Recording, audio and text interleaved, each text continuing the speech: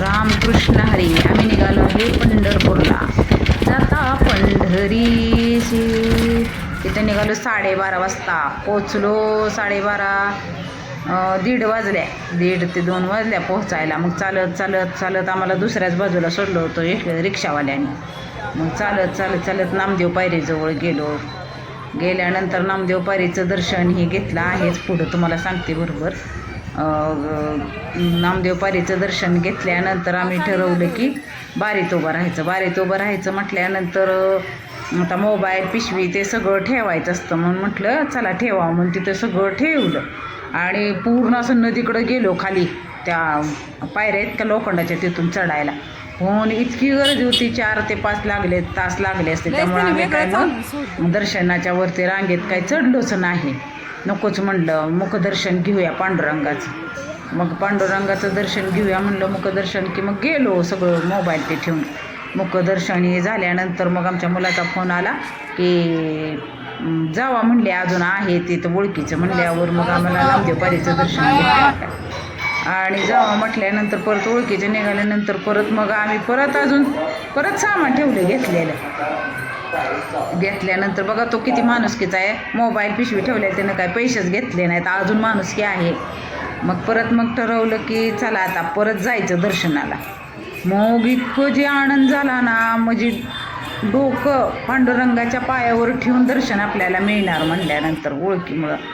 मग नंतर गेलो डब्बल, म्हणजे मुखदर्शन बी झालं आणि पांडुरंगाच्या पायावर डोकं ठेवून दर्शन झालं. इतकी आनंदाची गोष्ट ना, खूप आनंदाची गोष्ट.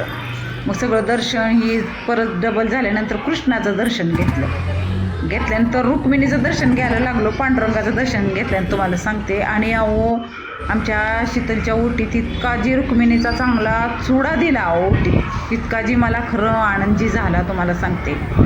खूप आनंद झाला तो चुडा बघूनच. म्हणजे किती नशिबवान आहे शीतल, तिला चुडा मिळाला.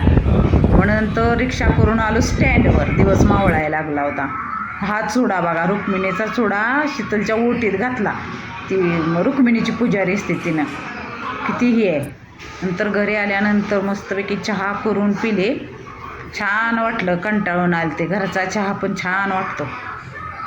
चहा पिऊन झाल्यानंतर बसले जरा वेळ.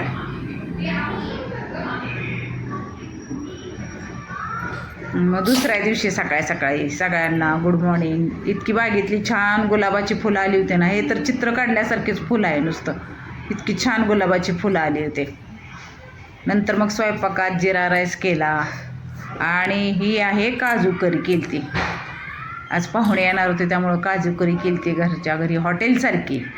इतकी छान रेसिपी काजू करीची. पापड तळले होते, चपात्या करून घेतल्या इतक्या छान गरम गरम. आता आलेत पाहुणे, बसलेत.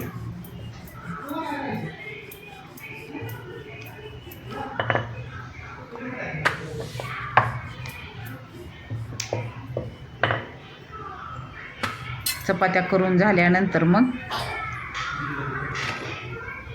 अशा इतक्या सुंदर छान फुलक्यासारख्या चपात्या, बासुंदी केलती आणि नूडल्स केलते.